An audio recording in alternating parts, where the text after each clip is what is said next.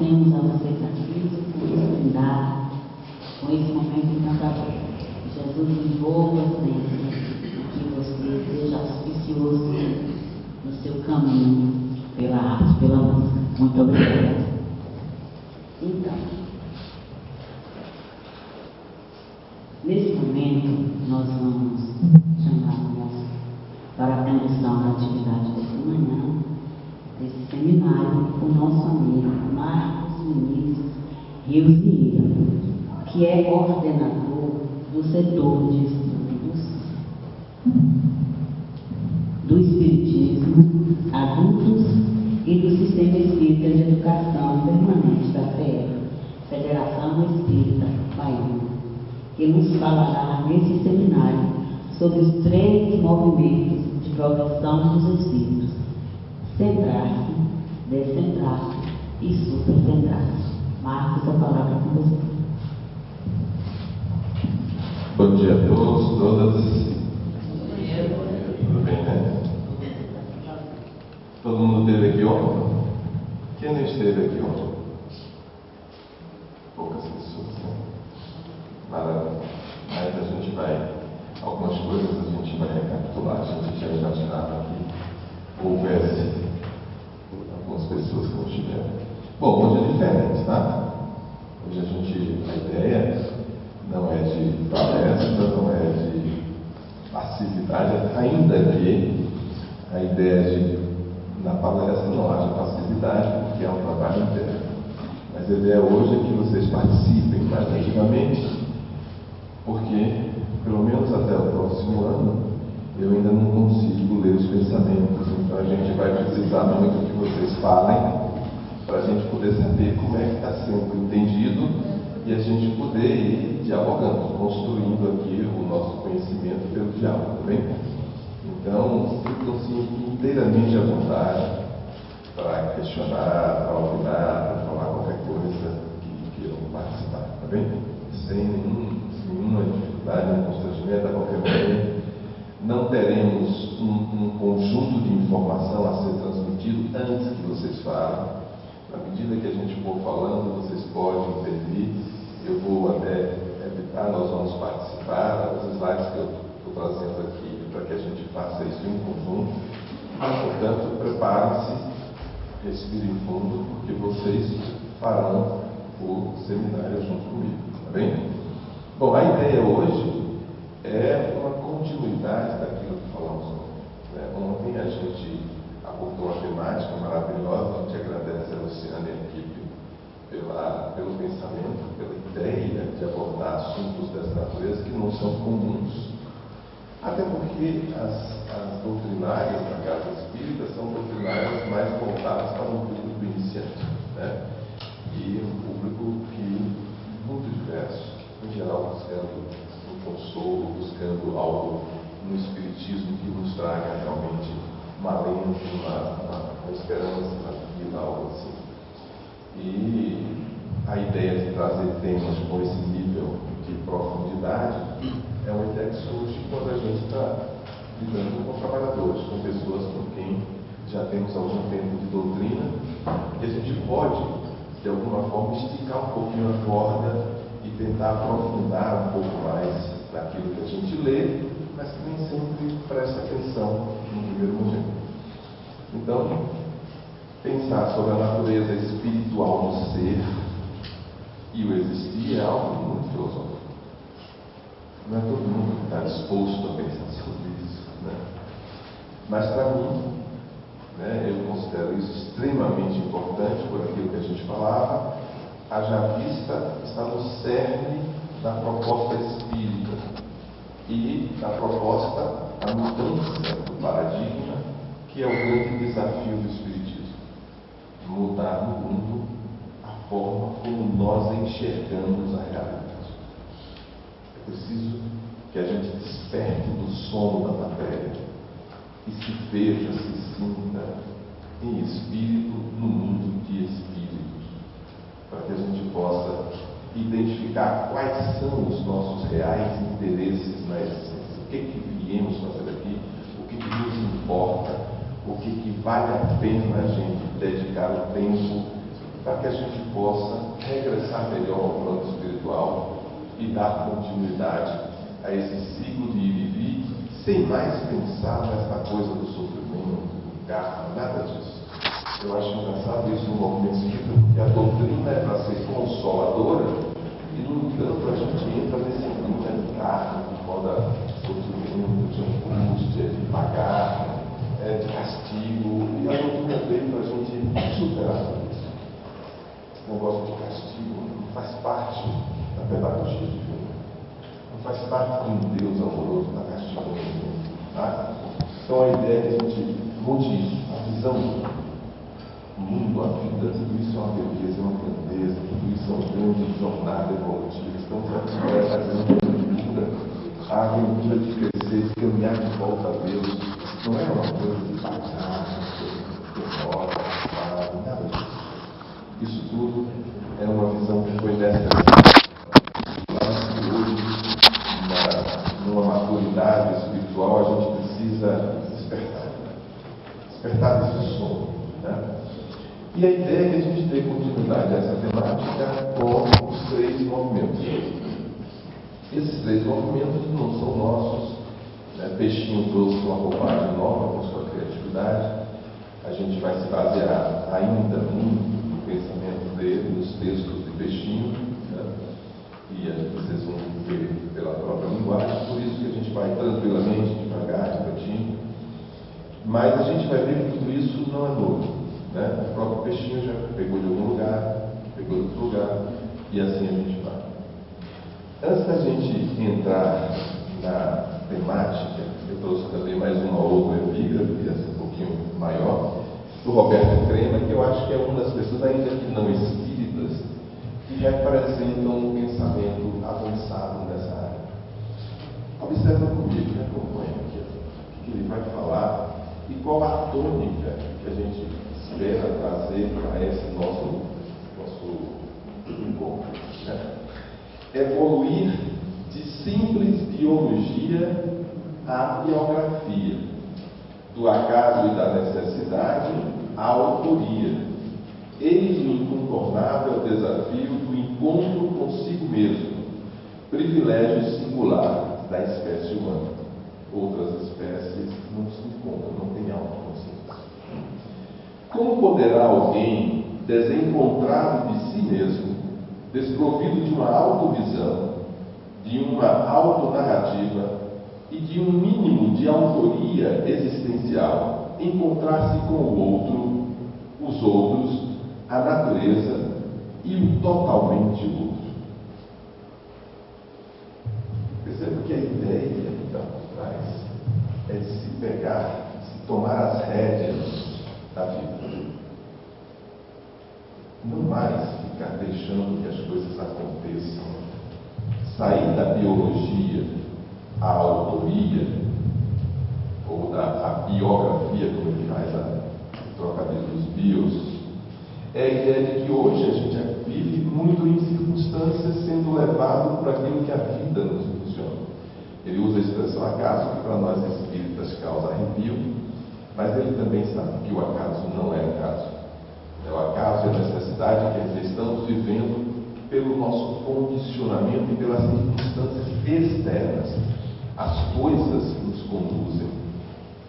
E é preciso que a gente saia dessa posição de estar feito folha ao vento, sendo conduzido, pegue as rédeas do processo e diga: daqui para frente é comigo. Até aqui a vida me trouxe, a evolução me trouxe pela força das coisas.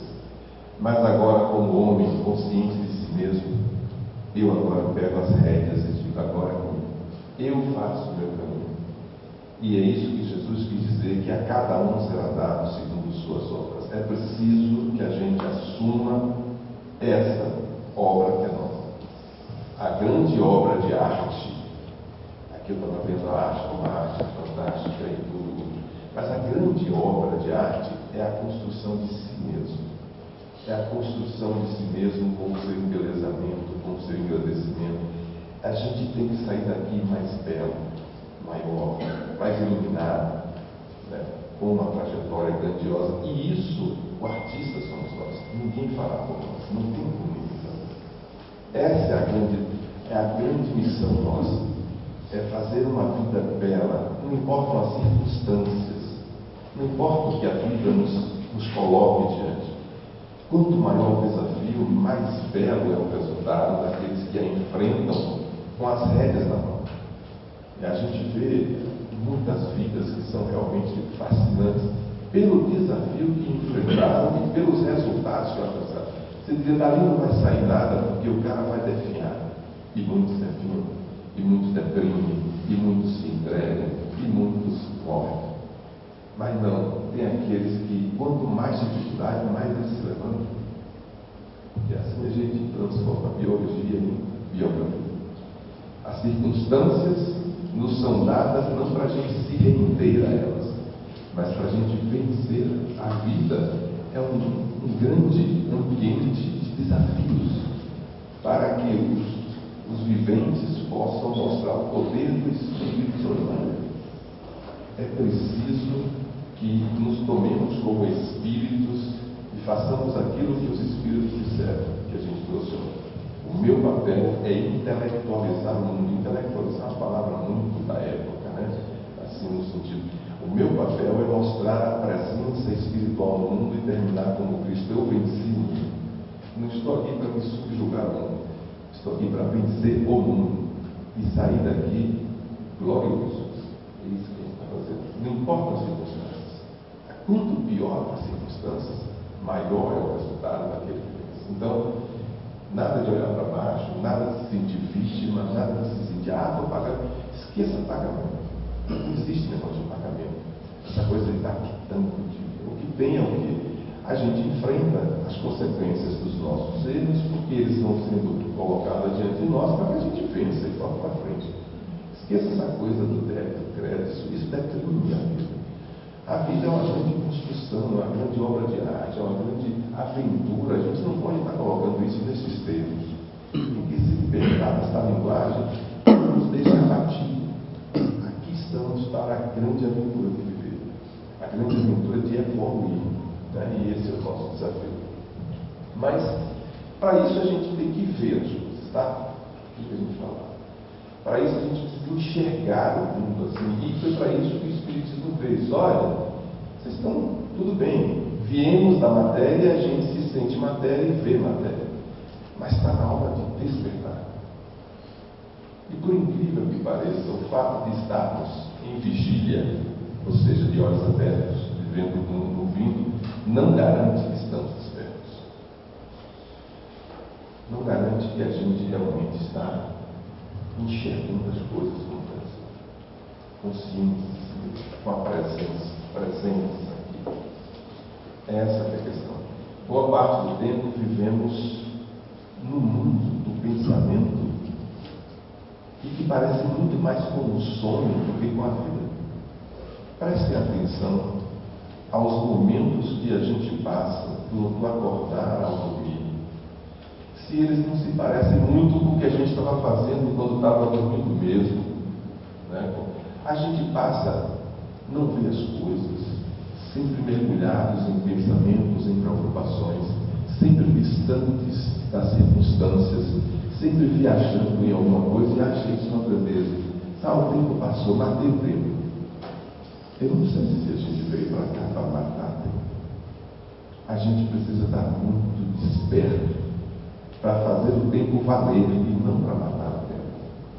Então, acordar e passar o tempo viajando no mundo mental é sonhando, é fora da realidade. Então, a gente precisa estar presente.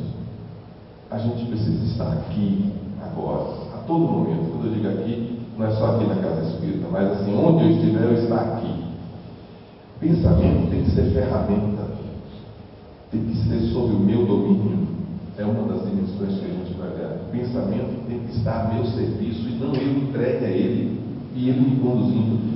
Porque os veículos dos quais somos dotados, que vamos ver aqui, esses veículos, o corpo físico, o corpo vital, o corpo emocional, o corpo mental, são estruturas, vamos dizer assim, vivas, que têm todo um automatismo, um condicionamento criado, que foram construídos ao longo da evolução e que estão a nosso serviço para fazer uma atividade, realizar serviços, para que a gente não precise estar o tempo todo pensando em detalhes.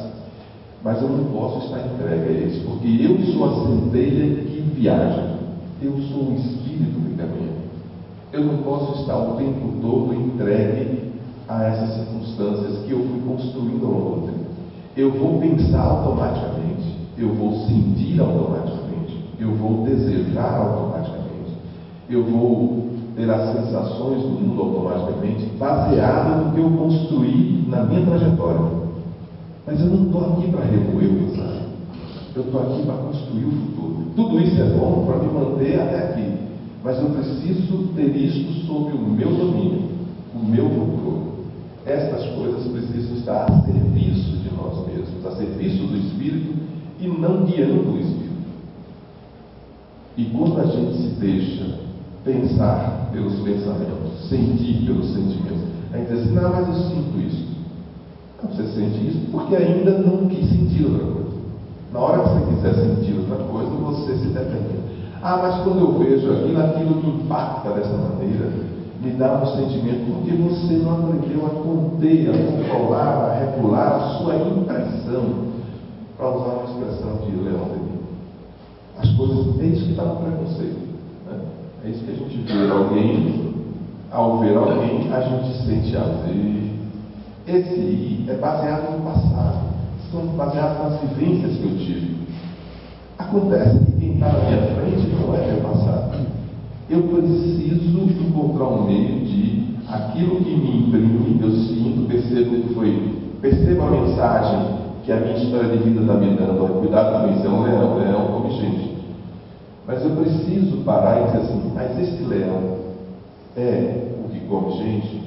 Esse leão está aqui, esse leão não tem uma trajetória, esse leão não foi domesticado. Eu preciso, a partir do primeiro aviso, tomar consciência de mim e gerir aquilo que foi passado. Ou seja, ter um domínio sobre as impressões. Outras vezes, eu tenho que dizer: não, é só um gatinho grande. Eu preciso ter esse domínio sobre a impressão que o mundo dá. Eu não posso viver sendo impressionado pelo mundo, guiado pelo mundo, porque muitas circunstâncias são provocadas para nos levar a isso ou aquilo. Então, tudo isso a gente precisa despertar deste sono de estar sendo guiado por essas coisas. Nós somos seres independentes e que temos que tomar as rédeas de nós mesmos. Só que isso é uma trajetória que não é simples, não é fácil. E quando eu estou falando aqui, isso não quer dizer que eu esteja fora do contexto. Estou falando porque já me sinto assim, vejo o quanto eu sou joguete nas circunstâncias e vejo o quanto isto tira a dignidade de um filho de Deus. Um filho de Deus não é para ser joguete de circunstâncias. Ok? Mas vamos lá. Quem quer ler para mim? Vamos começar a participar. Aqui a gente vai iniciar, eu quero só mostrar para vocês as raízes dos movimentos, tá? Os 3 movimentos que a gente vai ver. Quem lê para mim? Vamos agitando essas coisas. Eu posso dar? Pode. É só para usar o microfone que você está gravando. Qual é o primeiro de todos os mandamentos? O primeiro é: amarás, pois, ao Senhor teu Deus de todo o teu coração, de toda a tua alma, de todo o teu entendimento e de todas as tuas forças. Marcos. E a citação está. Isso. São palavras do Cristo aqui respondendo àquela pergunta. Próximo. E o segundo é este: amarás ao teu próximo como a ti mesmo. Não há outro mandamento maior do que esse.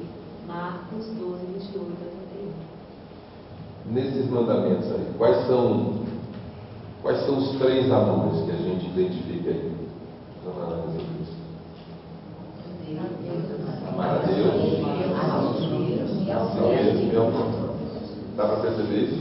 O amar a si fica meio discutido, né? Porque ele fala o amar a si como referência para o amor ao próximo. Só que a gente esquece que se não houver o amor a si, não tem referência para o próximo. Não tem como eu amar o outro se eu não tiver o amor a mim e souber o que é amar a mim. Quando eu me amo, eu faço o quê? O que é que eu vejo em mim? O que é que eu busco em mim? O que é que eu prezo em mim? O que é que eu trabalho em mim? Para eu poder usar isso como referência. Então eu preciso amar o outro, mas eu tenho que ter referência. Por isso que o amar a si ficava escondidinho, e nem todo mundo conseguia perceber isso. E há uma confusão com a ideia do egoísmo. Há um medo de que o amar a si se transforme, na verdade, em um gesto egoísta. Não tem nada a ver, mas há essa confusão. Uma coisa é a gente estar amando a si, outra coisa é a gente estar colocando a si na frente de tudo, dos outros, e de uma forma que não é mais aquela conveniente, não é mais a conveniente. Mas vejamos aqui. Esse aqui. Veja que essa frase de Jesus, Mateus 5:48, ela vem ao final de ele recomendar o amor. Ele diz assim: ouvistes o que foi dito, amarás o teu próximo. Ele tem vários trechos assim, né? Isso foi dito. Eu, porém, vos digo, ele repete isso várias vezes. Eu, porém, vos digo, amarás o teu inimigo, né? Amarás o teu inimigo. E vai dizer, por quê? Para seres filhos do Altíssimo, para seres considerados filhos do Altíssimo. Por quê? Porque Deus faz chover sobre justos e injustos e faz o sol nascer sobre bons e maus. Ou seja, se Deus faz isso e trata todos, justos e injustos, bons e maus, do mesmo jeito, é preciso que nós aprendamos a imitar o Criador. E depois de falar do amor, ele conclui esse primeiro trecho do Sermão do Monte dizendo: sede, pois, perfeitos, como o vosso Pai Celestial é perfeito. Ou seja, a perfeição ele está colocando no amor. A perfeição é o amor, porque a gente viu ontem que Deus é. Qual é a definição de João para Deus? Deus é amor. Se Deus é amor e eu quero, e eu estou retornando ao Criador, e eu preciso me tornar semelhante a Deus, a forma como eu tenho no nível humano, melhor para realmente expressar isso é o amor. O amor é a grande conquista da humanidade, quando a gente conquistar, né? Quando a gente chegar lá. Então, essa é a grande meta. Aprender a amar foi o que Cristo veio dizer. É preciso aprender a amar. E por isso ele coloca os mandamentos como os 3 amores. É preciso aprender a amar a si, a amar o próximo e a amar a Deus. Esses são os mandamentos. E mandamento, na verdade, quando a gente ouve a expressão mandamento, a gente tem uma impressão de algo que vem de fora. É isso? De uma heteronomia. Hétero, diferente. Nomos, lei. Uma lei externa que foi criada para governar as pessoas. Então eu tenho que ficar temeroso, cuidadoso. Este que criou a lei pode estar me vendo. Eu preciso tomar cuidado para que na presença dele eu não pise fora da lei. Mas se eu estiver ausente, ele não está me vendo, a lei não vai valer para mim. Quem vai me condenar se ninguém me viu? E por isso a gente sempre educou as nossas crianças: olha, Deus está me observando, né? Lembrando sempre que Deus observa. Porém, é preciso que a gente perceba como é que Deus faz isso. Será que Deus está lá de fora mesmo, catalogando ações? Deus está aqui acompanhando, tomando notas para um julgamento, criando os autos do processo, provas para um julgamento futuro. Será que isso funciona assim? É essa a questão que o Espiritismo nos quer proporcionar, a ampliação da consciência. Onde estão escritas as leis de Deus? Perguntava eu. Na consciência. Logo, se estas leis fazem parte da minha natureza, estas leis estão entranhadas em mim. Não são leis que foram escritas ali e deverão ser aplicadas. Estas leis governam o meu ser, porque eu sou feito delas. Quando eu infrinjo uma lei dessa, eu estou, na verdade, infringindo a mim mesmo. Eu estou como que me ofendendo, me agredindo, porque eu estou indo contra a minha própria natureza, que é a natureza divina. É por isso que isso me faz mal. Não há como sair algo contrário às leis sem primeiro me ferir, porque a minha natureza são essas leis. Quando Jesus propõe esses mandamentos, o que ele está enunciando é como as coisas são constituídas. Por exemplo, a lei da gravidade, ela não está fora de nós. Não é uma lei que foi criada para reger, e se algum objeto escapar da lei da gravidade, a gente vai penalizar o objeto. Percebe? Os filósofos dessa área vão dizer assim: olha, existe a ideia do dever ser, ou seja, das regras jurídicas, as coisas devem ser assim, mas podem não ser. E justamente porque podem não ser, mas devem, que há quem vigia e quem pune. Mas quando se trata das regras do ser, da ontologia, do que está na natureza, ninguém precisa ficar vigiando a gravidade para ver se a gravidade vai obedecer ou não. Precisa? Ninguém precisa ficar vigiando as leis biológicas para ver se o organismo vai obedecer a lei biológica ou não. Não há como escapar disso. Por quê? Porque é o corpo que é constituído segundo as leis biológicas. Então, o que acontece? A minha alma, o espírito, o ser, ele é regido pelas leis divinas, porque elas são expressões dele mesmo. É minha natureza, a minha natureza. Jesus, quando falava do reino dos Deus, o que é um reino para vocês? O que é um reino? Tem ali o reino da Dinamarca. O que é um reino? Como é que vocês entendem isso? Quero ouvir. O reino, para mim, o reino é o interno com Deus. Então, assim. Não, pense no reino comum. O reino de conquista seria o quê? O reino de vitória da conquista. O espaço ali que os governantes e os governados, né? Seria uma autoridade que seria o rei e os discípulos seria o povo, né? Estaríamos Um lugar circunscrito, né? um lugar circunscrito onde o monarca faz valer as suas leis. Se alguém desobedece às regras deste rei, ele pode ser penalizado pelo rei. Mas naquele ambiente valem aquelas leis. O reino de Deus é onde as leis divinas valem, percebe? Há um monarca, a divindade, e neste ambiente as leis divinas valem. Este é o reino. Quando Jesus fala do reino de Deus, ele está se referindo a isso. Há um ambiente qualquer, um lugar, seria circunscrito na nossa cabeça humana, pela analogia, em que há leis que governam aquilo que são as leis criadas por esse Deus. Agora, lembra o que ele falou que está o reino de Deus?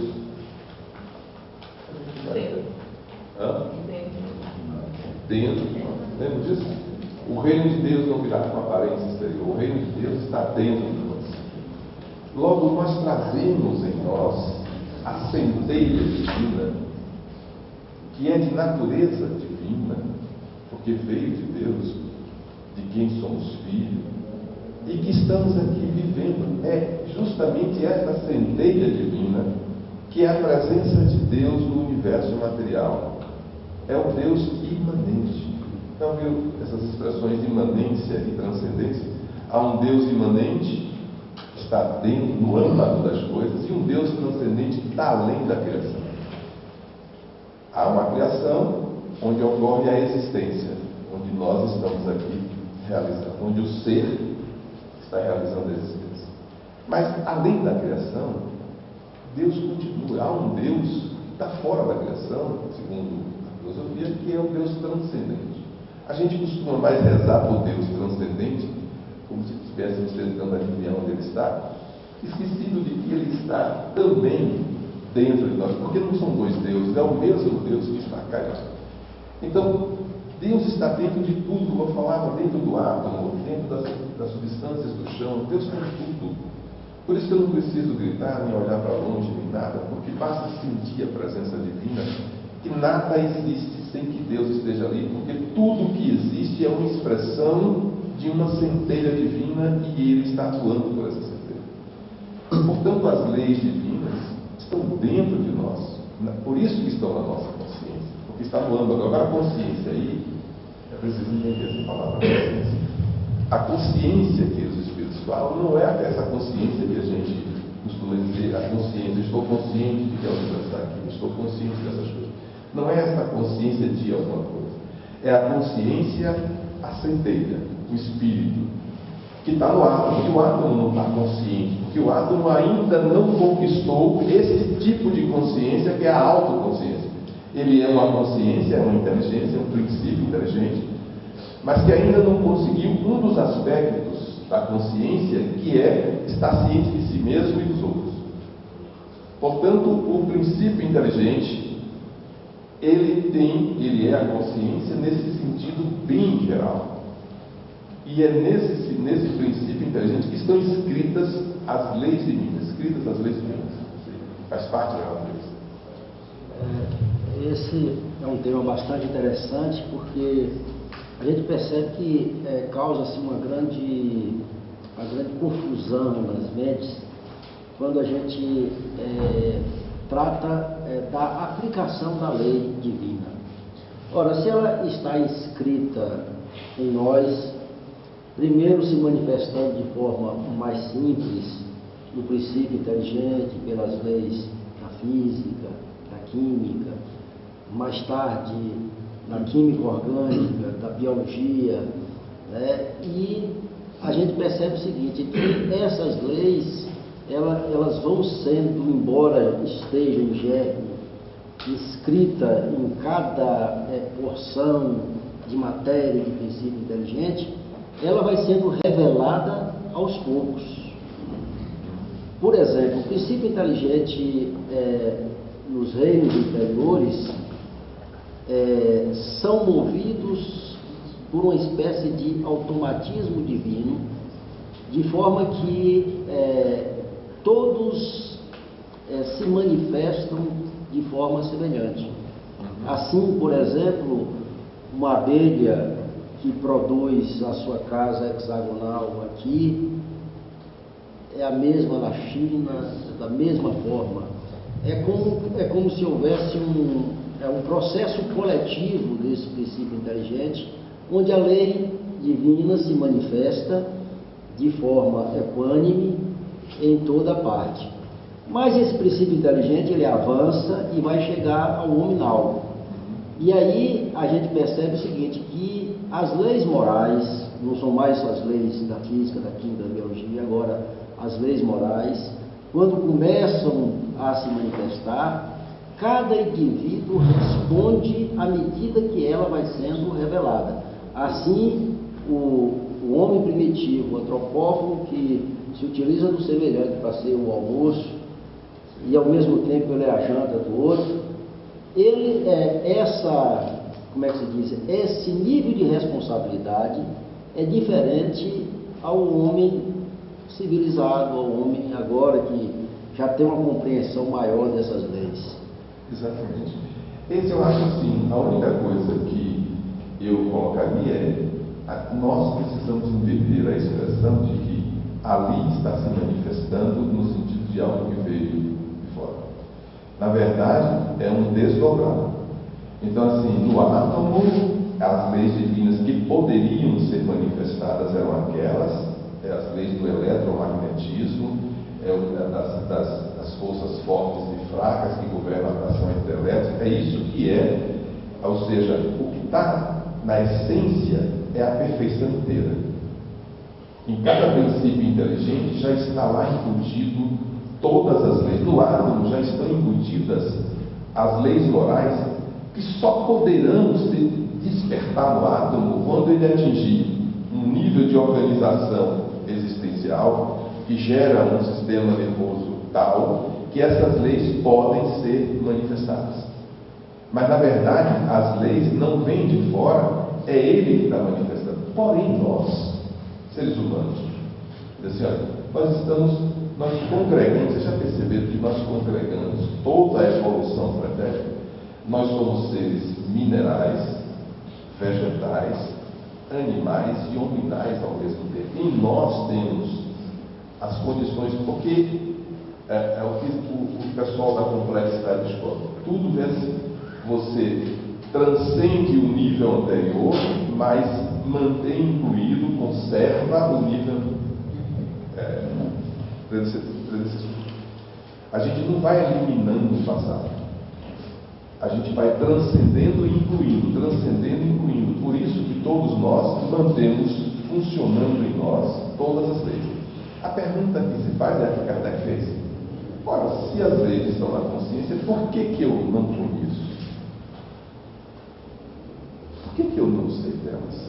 Como é que elas podem estar em mim? E eu, se você me perguntar, não saberia dizer. É que a gente confunde o espírito com a nossa razão, com o nosso intelecto. Como nós descobrimos o intelecto e a razão como homens, a gente está num momento de deslumbramento com a razão e com o intelecto, como se isso fosse assim, o máximo possível da manifestação da inteligência. Só que a gente esquece que a inteligência, ela já vinha agindo inteligente desde o átomo. Se você olhar como o átomo funciona, vai ver que aquilo é fruto de uma inteligência. É isso que Kardec diz: olha, se as coisas obedecem a uma inteligência, é porque tem uma inteligência produzindo. Eu não posso imaginar consequências inteligentes de uma causa burra, de uma causa inteligente. Se o átomo demonstra que foi estruturado de forma inteligente, porque ele realmente é um mecanismo maravilhoso, e a minha mente de razão consegue identificar isso, eu sei que ali tem uma inteligência produzindo aquilo. A gente sempre atribui isso ao Deus transcendente. Um Deus criou.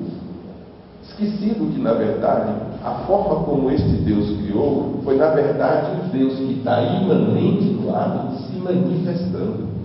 Vamos lá. Quando a gente para para pensar, ali fala, o reino de Deus está dentro de Deus. Se nós somos filhos de Deus, nós somos perfeitíveis.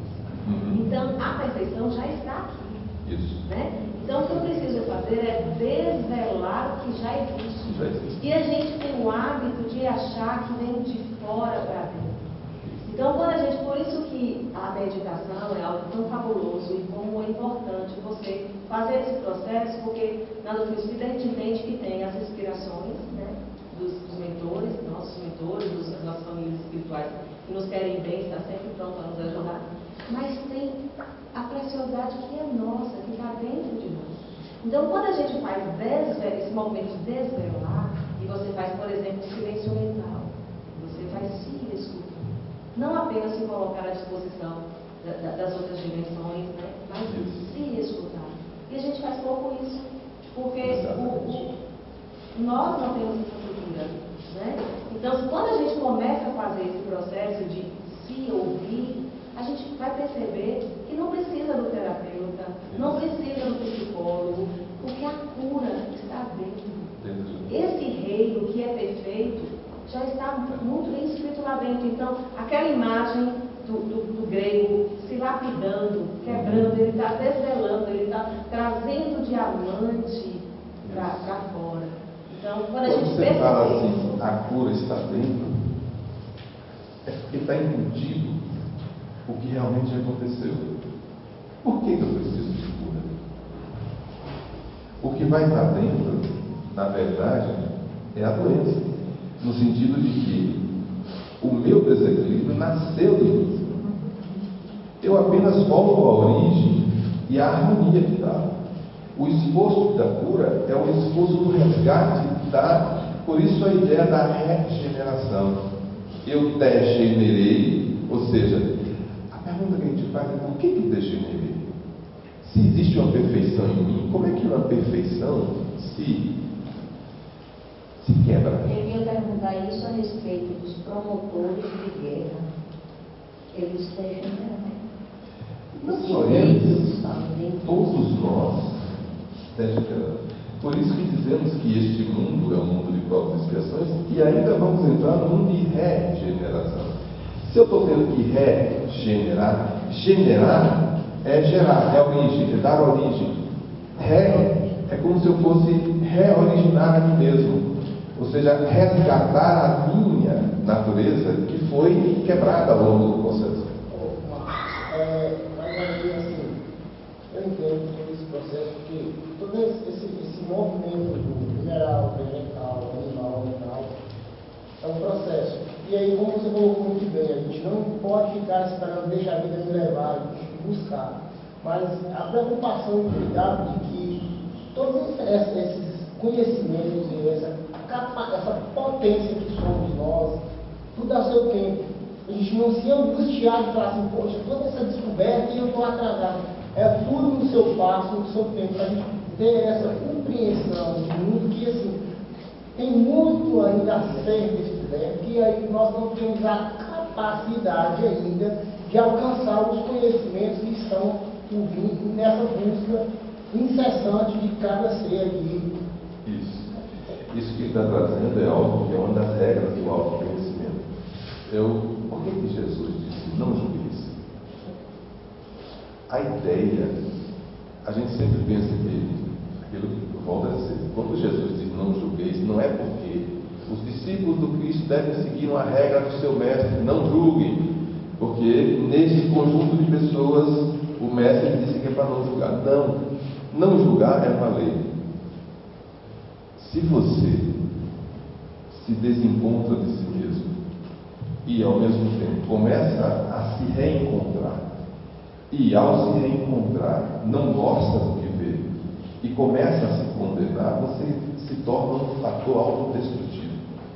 Quando na verdade o que é preciso, por quê? Porque a nossa cultura criou esse ambiente que de alguma forma funciona dessa maneira.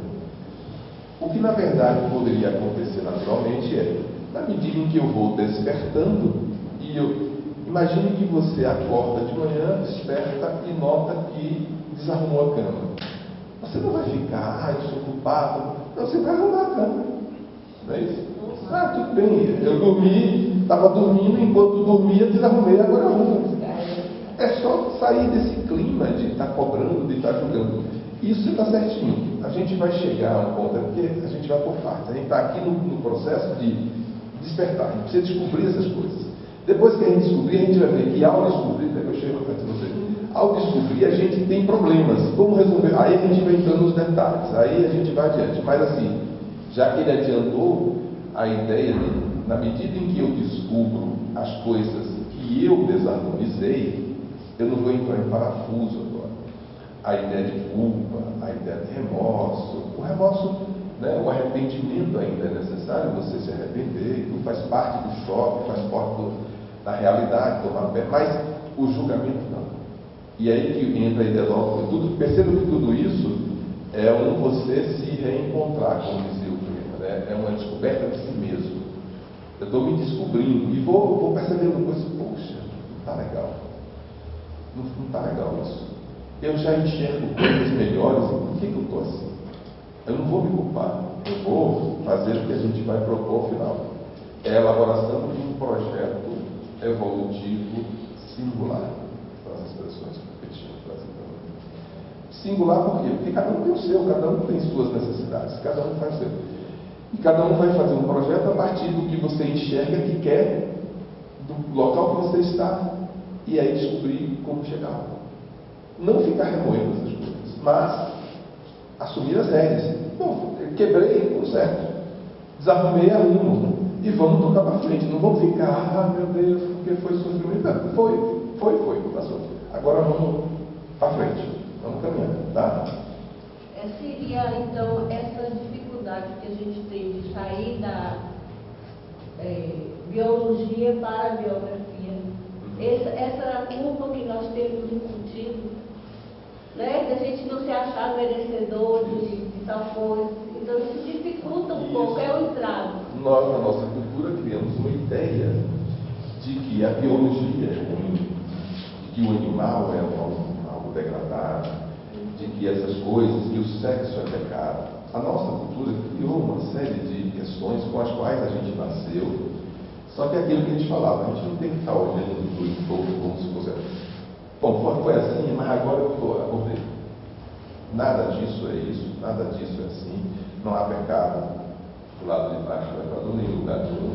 Não precisa sentir mais isso e tal, mas assim, tem outras que estão no limite acima do que você já fez, a vergonha volta de novo. É isso. As pessoas em determinadas situações dizem, estou aqui.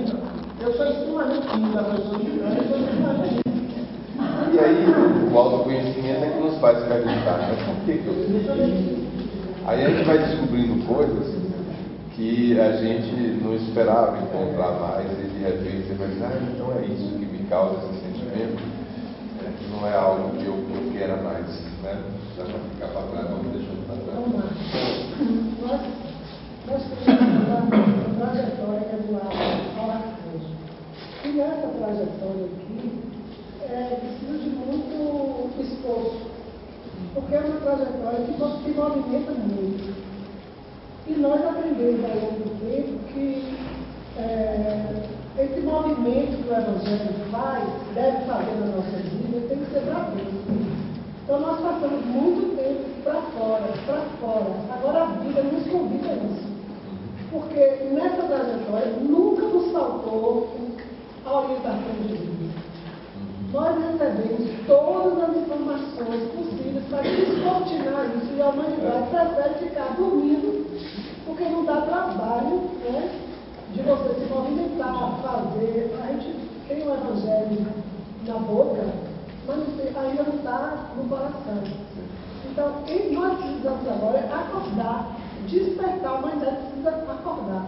Como ela não está fazendo esse processo, as dores, a gente está vendo aí o mundo assolando de dores, que é um convite da divindade para que a gente acorde, desperte, não é? A lã está usando a imagem nesse instante da gaveta cheia. A gente vai acumulando, não vai limpando, não vai tratando, vai deixando acontecer, até vai perceber. Até o momento em que a gaveta enterra, nós na imagem dele, você precisa limpar a gaveta. Aí tem que mergulhar e agora vendo o que tem lá dentro e como tirar. Exatamente. Mas quer ver uma coisa que você colocou aí? E conclua. A frase do Cristo, eu sou o caminho, a verdade e a vida, tem um significado muito profundo. Basta ver que nós temos eu me arrependi muito de ter ficado o tempo todo fazendo tantas coisas e não fui para a codificação. Depois de mais de 20 anos agora, eu estou bebendo nas fontes da codificação do SUT. Porque a fonte, ela está trazendo esse caminho, ela está nos ajudando a fazer essa descortinação, encontrar a nossa essência divina, que a gente se perdeu ao longo das nossas experiências.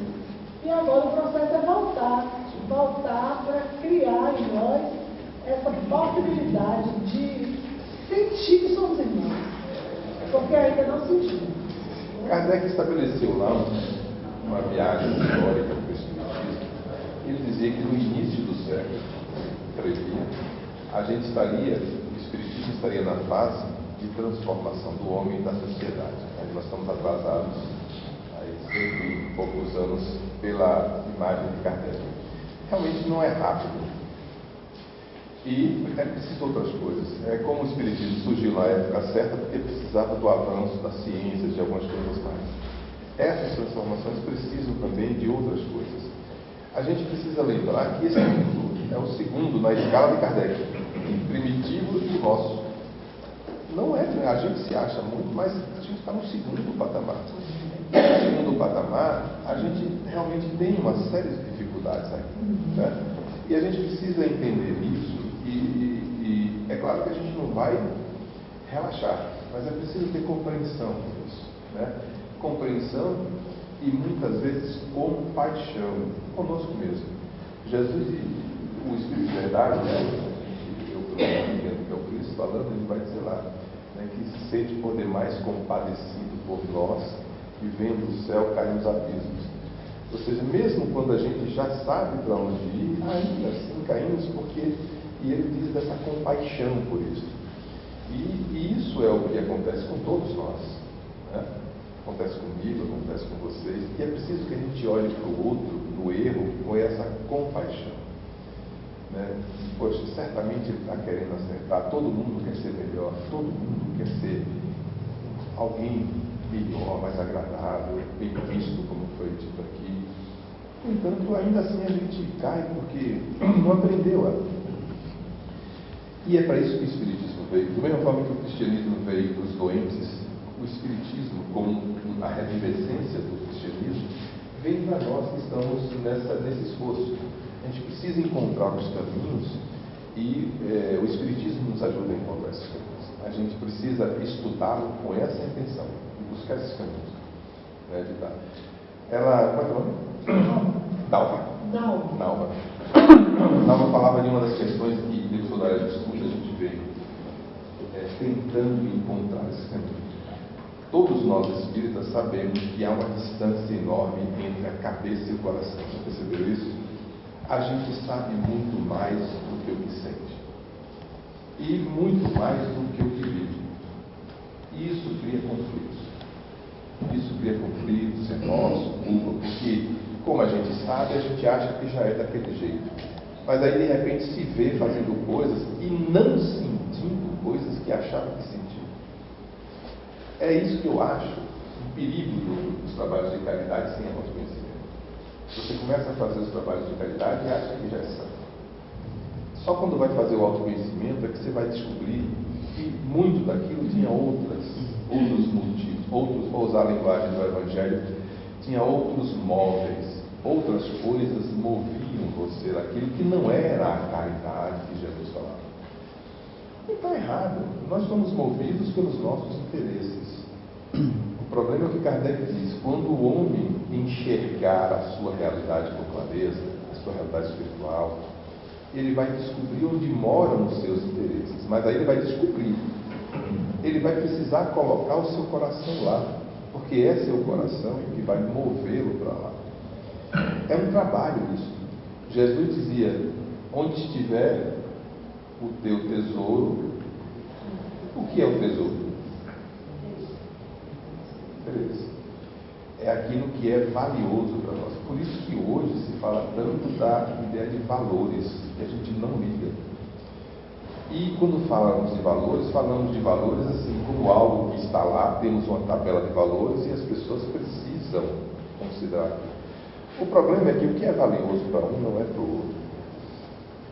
Se algo tem um valor intrínseco em si mesmo, é preciso que o indivíduo descubra este valor. Não é porque alguém descobriu que todos vão descobrir. Então, se você diz assim, para mim, perdão é um valor. Sim, para você, para mim não. Isso é fraqueza. Perdão para mim é fraqueza. Você tem que atropelar as pessoas. Você tem que se impor. Você tem que mostrar que você é quem manda. Essa é a ideia do super-homem que querer. Então, para alguém, o cara vai ver assim, como é que você vai convencer esse cara a procurar o perdão? Entende? Então, primeiro, ele tem que descobrir que perdoar e ser perdoado são valores. Para ele querer aquilo. Para ele mover energias. Porque ninguém vai gastar energia para as coisas que você não considera são importantes. Você está disposto a trabalhar hora extra, ficar para comprar um carro, para comprar um iPhone. Você está disposto a sacrificar por aquilo, porque aquilo é valioso para você. Mas você não está disposto a investir, por exemplo, 2 horas, 3 horas, 4 horas no domingo para fazer exercício de autoconhecimento, porque você não vê valor nisso. Por isso é que é importante cada um voltar para si e cuidar de si. Porque a partir da transformação individual é que o mundo vai se transformar. Porque ninguém transforma ninguém. Exato. E nós temos uma pretensão, eu falo nós, eu tenho na minha pessoa. Muitas vezes a gente tem a pretensão de transformar o outro. Porque aqui o gesto, quando eu aponto o dedo, tem mais outros apontados para ele. Então, o aprender a cuidar-se, que o chamamento é individual. No encontro macro regional esse ano, eu trabalho com isso. A casa espírita precisa ser vista como esse laboratório na frente do ser, que é preciso que a gente saiba que essa casa é um laboratório para cada trabalhador. O espírita é o trabalhador. Aquele que é objeto dos nossos trabalhos, esse não é o espírito. Quem precisa se transformar é aquele que já compreendeu e que quer. Por isso que o Espiritismo, como nenhuma outro caminho desse, é para qualquer um, é para quem quer. Você não vai poder dizer que a humanidade tem que fazer, nem Cristo exigiu isso, nem Deus exige isso. O Espiritismo não é para qualquer pessoa, é para aquelas pessoas que já compreendem isso. O que a gente pode dizer, assim, a divulgação não, a gente tem que divulgar para todos, que é para que todos saibam e todos possam querer. E o jeito de divulgar pode ser um jeito que desperte na pessoa, que faça ela perceber o valor que está ali. É a questão da visão. Se eu não consigo enxergar, se eu continuo olhando e vendo matéria, não vou ver valor em coisas espirituais. Isso é uma bobagem, isso é uma tolice. Isso é coisa de gente doida, ficar pensando em espírito. Onde é que você já viu espírito? O povo diz isso. Ninguém voltou para contar. Ainda se diz isso. Então, vocês são malucos, um bando de malucos que passam amanhã de domingo lá conversando. É isso que quem tem uma concepção materialista vai dizer. Eu não sei o que tem na cabeça de vocês que perdem tempo com essas coisas. Vocês já pararam para pensar? Hein? Pois é. Então veja, se a pessoa não conseguir, Kardec dizia que não adianta você querer convencer as pessoas disso sem que elas se tornem espiritualistas. E não vai conseguir transformar ninguém em espiritualista se ela não perceber que tem um espírito, que ela é um espírito. Então, todo o trabalho nosso é justamente tentar apontar, dizer assim, olha, já viram aquilo outro. A divulgação do Espiritismo é para a gente mostrar essas coisas. E aí, a pessoa descobriu e quer, aí ela encontrar na casa esse laboratório. Ela não vem para casa para ensinar nada a ninguém, como eu também não estou aqui para ensinar nada a vocês. Estou aqui para vencer as minhas dificuldades, a minha timidez, para vencer a minha desorganização mental, preciso arrumar para falar. Então eu estou aqui fazendo isso por mim. Se eu fazendo isso por mim ajudar vocês, é uma maravilha. Se não ajudar vocês, eu evoluo. Porque eu fiz isso pela minha evolução. E se eu evoluir, se eu conseguir a minha evolução, vai que eu acendo uma luz em mim, que de repente vocês enxergam. Diz, olha, bem que eu percebi aquilo que ele está falando. Aí a minha evolução acaba servindo para os outros, mas não que eu vou conseguir fazer isso com vocês. Não, nem Cristo fez que poderia fazer. E olha que o impacto da presença dele era marcante. Enfim, mas só para chegar aquilo que eu estava falando. O grande desafio nosso no estudo do Espiritismo, porque o Espiritismo não tem como sair do livro para entrar nas pessoas, a não ser pelo Espiritismo. Não tem um caminho em que eu tome um remédio na farmácia, bata um livro e tome. Não existe isso. Você tem que fazer o livro do estudo. E estudar é aplicar o Espírito, aplicar a consciência sobre alguma coisa. É gastar tempo contemplando, é contemplar. É colocar seu espírito em contato com a ideia. É sentir a vibração da ideia dentro de você. Isso requer silêncio, quietude. Por isso que Kardec dizia assim, é no silêncio e no recolhimento. É silenciando, recolhendo, sentindo, vendo a vibração daquilo dentro de você, que você vai ver. Olhando para fora, vai sentir a lei divina que está dentro de você, ressoando como no diapasão. Você já viu isso? No diapasão? Você toca, você toca numa corda e encosta o diapasão e o ferrinho vibra no tom da coisa, no tom da corda, sem contato. É isso que a gente precisa conseguir fazer no estudo. É estudar de tal maneira que aquela ideia, aquela lei que os Espíritos revelaram que está fora de mim, possa simplesmente começar a vibrar dentro de mim. Esse é o momento da maturidade. E vai ter momentos, como eu não sou perfeito ainda, não expresso a perfeição ainda, em que eu vou tropeçar. Mas aí eu não vou ficar me culpando, eu vou responsabilizar. Não, fui eu que fiz isso aí, pode deixar que eu corrijo, tudo certo, tal, acabou. E a gente muda a visão. Não é mais aquela visão negativa, né, aquela deprimente, a ideia do mal. Eu fiz mal. Não fiz mal nenhum. Eu não queria maltratar ninguém. Aconteceu, momento de inconsciência e tal, fui eu que fiz mesmo, eu corrijo. Eu vou consertar, eu me responsabilizo por essas pessoas, eu nasço com elas, levo comigo, cuido delas, porque agora, uma vida, 2 vidas, para mim isso já muda, já não tem mais aquele peso. Não, se for necessário, já viram os espíritos evoluídos, quando vem reencarnar, o outro chama, rapaz, eu queria dizer que fulano nascesse contigo aí, você pode, bota na família. aqueles que estão assim, né? Eles aceitam o outro, não, tudo bem, vamos lá, vamos cuidar do seu como se fosse meu. A coisa muda, a afeição muda, enquanto que para nós, Maria, eu tenho que levar esse cara comigo, ele vai ter que nascer, eu tenho o outro não, está dizendo, não, deixa comigo, o cara vai nascer todo leado, todo cheio de problemas, não, pode deixar, vamos dar todo o amor, porque ele se sente como alguém que cuida, ele quer zelar, ele não faz isso como uma obrigação, é um ímpeto, dizer, não, deixa que eu cuido, né? Essa é uma visão diferente. Aqui para relembrar de ontem, a gente vai entrar agora nesse processo, o que Cristo está propondo é isso, né? A ideia de nós. A gente precisa fazer um intervalo. Você deu um momento rápido, tá? Porque Tá. só para um lanchinho, 15 minutos. Isso aqui também a gente já falou ontem. Vamos lá. 10 para as 11? 12 horas de escola. Então vamos parar agora. A gente vai começar a analisar aqui as características da evolução. Porque os três movimentos dependem. Os três movimentos são os três movimentos da evolução, que são os três movimentos do amor, que são os três movimentos da educação. É o mesmo nome para a mesma coisa. Só que, para eu realizar esses movimentos, eu tenho que entender o que é que está acontecendo quando eu estou movendo. Quando eu saio de um ponto de menos evolução para outro ponto de mais evolução, o que é que aconteceu? Como é que eu sei que isso aconteceu?